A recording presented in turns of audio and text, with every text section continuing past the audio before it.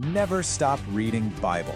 Welcome back. Today we're jumping into 3 chapters of Matthew that honestly build an incredible case. We're going to move from some truly profound words to actions that literally change the world. See, this isn't just a random collection of stories. It's a very carefully structured argument, almost like a legal case, all designed to reveal a specific identity. So let's dive right in and see how it unfolds.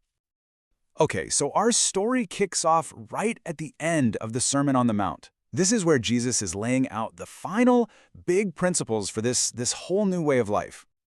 He touches on these huge aspects of our relationships and our faith, how we should treat each other, the importance of actually seeking God, and it all leads up to that super famous parable about building your house on a solid rock foundation, not on sand that's just going to wash away.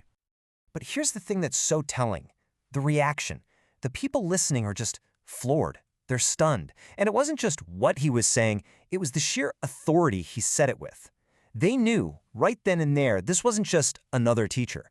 This was something else entirely.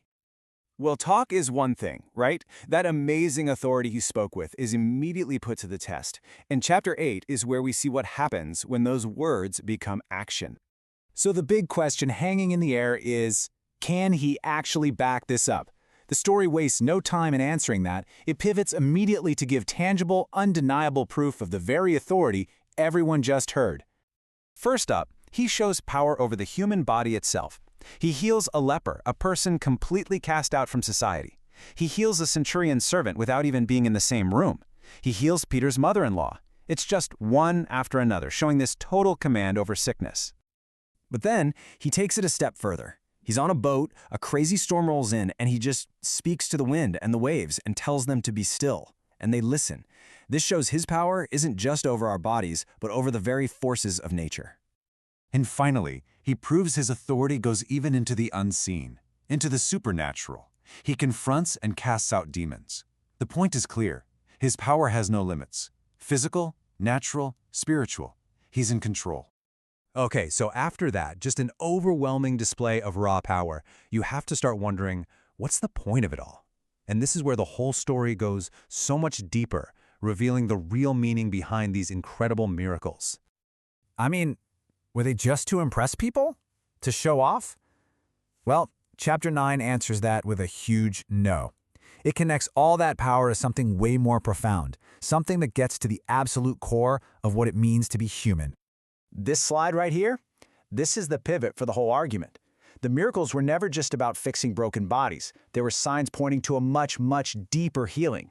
Chapter 8 shows us what he can do, but chapter 9, that shows us why he's here, to use that very same authority to deal with sin itself, something that at the time people believed only God could do. And by forgiving sin, by raising a dead girl, by conquering death, his actions are pointing directly to this one single identity, the Messiah.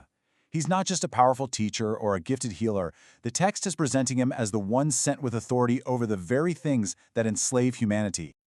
So when we zoom out and we look at all 3 of these chapters together, you can see this clear, logical, and really powerful progression. It's like watching a lawyer present the final closing argument. It's a straight line of evidence, isn't it?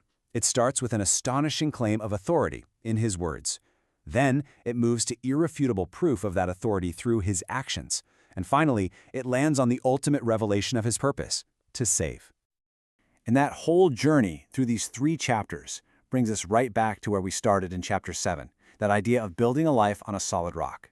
It leaves us with this final, crucial question.